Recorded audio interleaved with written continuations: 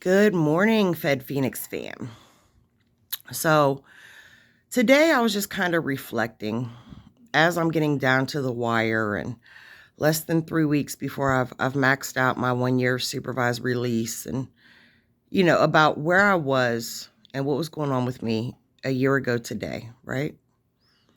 So I'm just gonna touch base with y'all about that because I think that for a lot of people coming home or when they come home, um, different things, will trigger you mentally, you know, remembering things from prison. You know what I mean? So for me, it had been getting unseasonably warm lately, and I was so excited. But then we got a cold snap, right? We got rain and snow and all this mess. And this was very similar to the weather last year at this time.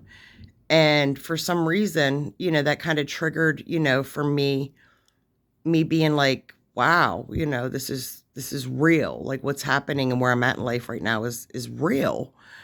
Because there was a time where it just felt like I was lying to myself and selling myself a dream that I would ever again be free and be with my children and have stability and that kind of thing. So this time last year, I was in Outerson. I was in prison. And this was about the time that I had realized a particular admin on the camp was really over the former warden, the warden at the time, her BS with making people overserve their sentences simply because they had a drug-related charge.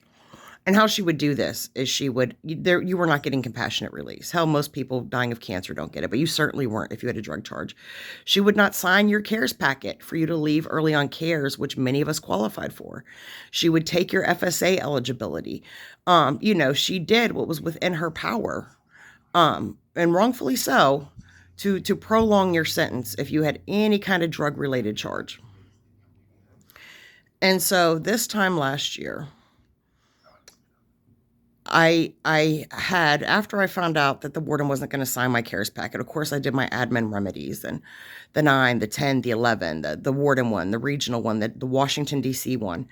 And I did this when they took my FSA eligibility wrongfully, the warden one, the 9, the 10, the regional, the 11, which goes to Washington. And I'll never forget and I know at the time an overwhelming amount of people were doing these things. And apparently, I would assume due to staffing issues, what was happening is you would do your whatever step of the admin remedies you were on, right? And then you got to wait a couple months, right? And then you would get a letter right before then saying, "Oh, we've given ourselves an extension to respond to you." And usually that was like a month, but sometimes your response still wouldn't come for several months. And when it did, it was quite often a very obvious copy paste response, and usually it was something along the lines of, we agree with the previous decision that you're not eligible for this. We agree for the previous decision that you don't qualify, without giving any actual reason. Or like one of the reasons my CARES remedies were denied was literally, even though I attached a cop-out, a document from health services saying I absolutely met the medical requirements. Literally one of the responses, like whoever was doing my like 10 or 11 didn't even bother to look at the attachments or even read it, and said, "Oh, you don't have medical issues that qualify you," even though I attached proof that I did from the director of health services at my prison. So at this time last year, I was very just mentally, emotionally, and physically just beat down. I was still living with constant concern that had my mother's cancer come back, because I wasn't home to take her to appointments to find that out and follow up. Was she going to be alive when I came home? Was my youngest child, due to a variety of circumstances, going to end up in the system before I came home? If he did, would any of my relatives really go fight for him? And how would that look when I come home? Either way, me trying to regain custody. You know what I mean? Like these were all very real concerns. And at the time, my thyroid, if you know anything about thyroids, my TSH was 60, and they quit testing it because they're like, okay, at this point, you may very well go into a coma and organ failure. So there's really no need for us to test it further. I hadn't had my knee and my back injections in like a year and a half. And so I was constantly in incredible pain. The very tiny hernia I went into prison with had become a grapefruit-sized massive intestines protruding out of the left side of my abdomen.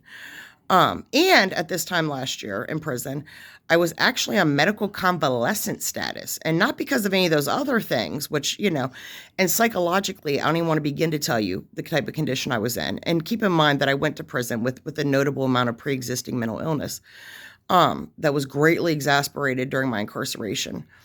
But I actually had caught MRSA on my back. And because I was sent out to see a surgeon, in relevance to my stomach, and I showed the surgeon the MRSA situation, it was really just a stroke of luck that the surgeon, that the timing of it was what it was. And the surgeon was like, that needs to be, cut open and scraped out. There's so much necrotic tissue building up in your back, and it's going to continue to spread without proper care. And at this point, it's getting close to your organs in your spine. This is a very dangerous situation. And they're not going to let me hospitalize you because you're not quite septic yet.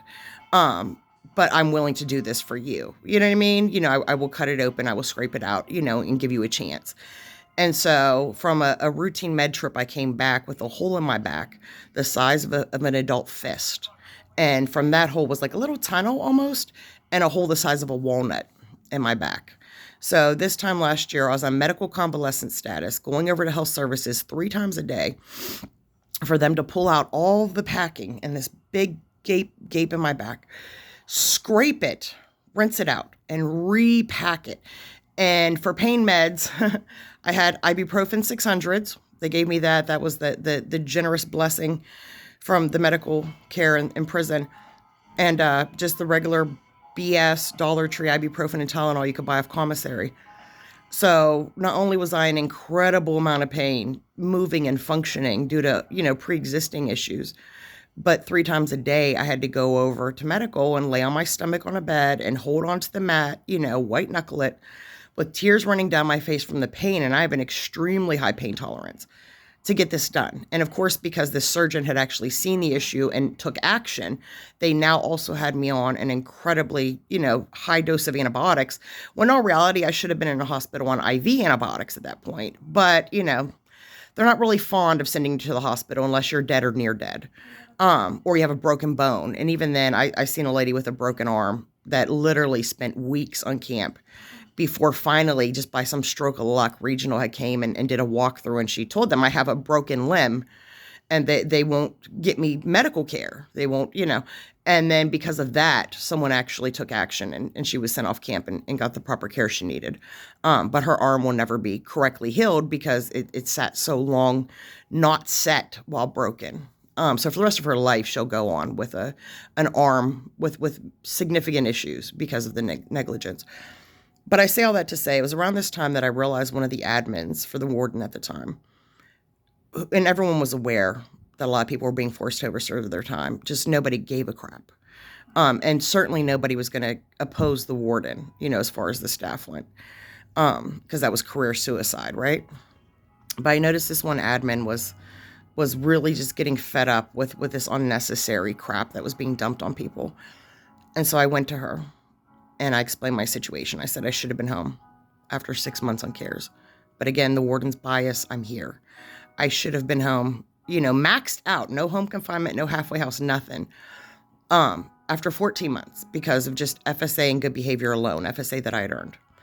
And really, I should have been home after a year. Well, I should have been in a halfway house after a year to do those last 2 months due to my FSA and my good time. But here we are, 16 months in, and I'm still here, and it looks like I will either transfer to a halfway house or home confinement in a couple of months to do my last 2 months on that. Because at this point I'm getting nothing but good time. You know what I mean? That the warden thankfully cannot take away without disciplinary action. Or I just say to hell with halfway house and stay here another 4 months. Another 4 months. And just max out and go home. But I should have been home over a year ago. You know what I mean? Like, this is really insane. And I said, me wanting to go home is not simply me wanting to go home, as we all want to go home. But one, I should legally not be here. Two, there are people at home with very delicate circumstances that need me to be home ASAP, and they don't deserve this. Do I deserve the bullshit and the being targeted by the warden? I don't think so, but whatever. Maybe I'm such a piece of crap that this is what I deserve, because you certainly feel like that, even if it's not the reality.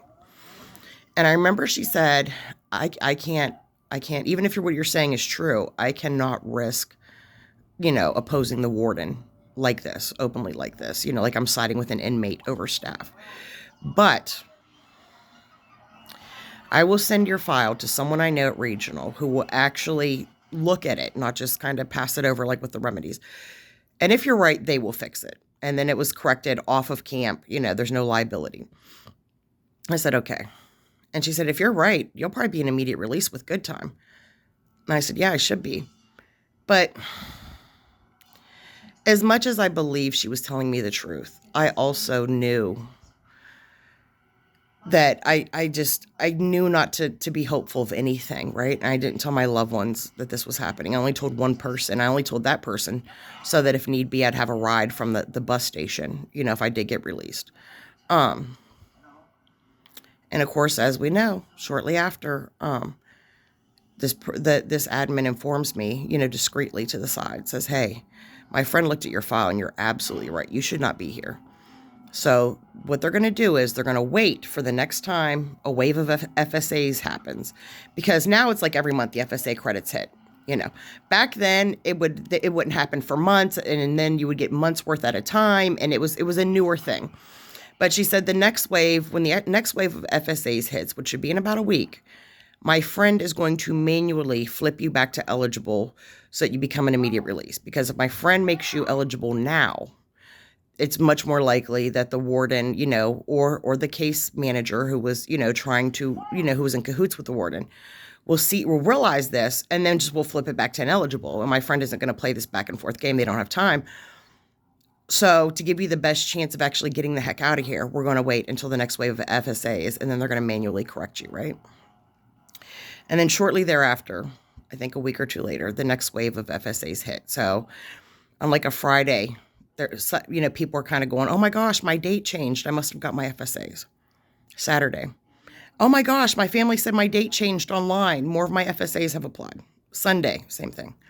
Mine hasn't changed. This person who was going to be my ride from the bus station, I had them checking it 1,000 times a day. Please check on the BOP website. Please see if my date has changed. And nothing. And then finally, Monday morning, my person says, you're not going to believe this, but according to the BOP website, you were released 2 months ago. Well, your release date is 2 months ago, even though it says you're still at Alderson. So I think it happened. And I just was in shock. Like, yeah, but, again, if the warden catches on, if the case manager gets on her BS and, sends an email to the warden, hey, her status changed, what should I do? The warden's going to say, flip her back. She ain't leaving. So even then, I didn't think I was coming home. So later on that day, the case manager calls me in her office and says, hey, I don't know why. The fact that you don't know why tells me that you have no clue how FSAs work or who's applicable for them. So really, you're just showing your cards that you don't know how to do your effing job. But she said, I don't know why, but someone at regional apparently decided you were eligible for FSAs. So, with your earned FSA credits and your good time, you're an immediate release. And I was godsmacked. I was terrified that something was going to go wrong and this wasn't going to happen, because how many times should I have already been gone and something went wrong? It was surreal. It was, I didn't know what to think, or I just knew I couldn't tell my loved ones, because if this bottoms out, I can't keep dragging them through that emotional roller coaster, right? I got to protect them. And I said immediate release. So that means I can call one of my cousins or someone to come get me, right? Because I only live 3 hours from the prison. And she said, no, an immediate release means that we have 48 hours to get you off of camp. So when you're an immediate release, it's not how it sounds. They actually have, and if you were to walk off, even though I'm an immediate release, I have paperwork saying I should not be here. If I was to walk off, I still would have caught an escape charge and many more years in prison. But she said, no, we have 48 hours to process you out. And so, there were like a dozen of you who became immediate releases today when the FSAs hit. So I have a lot of paperwork to do, and you're not going to be leaving before that 48 hours. And you'll just leave with the rest of the people, who are leaving, because of this. And so for the next couple of days, I'm doing paperwork. I did the merry-go-round, which is a thing you do, usually the day before, the last business day before you leave prison, where you take this folder and you go to all the different departments, medical, trust fund, whatever, laundry. You turn in stuff, you sign stuff, you finalize paperwork, right? And even then, I didn't believe I was really going home. I almost felt like I was going through the motions, right? Because I'd seen someone 2 or 3 times that they had fought and they were being detained wrongfully, and they had got their release, and to the point that they had the one time they even went down the hill, like they gave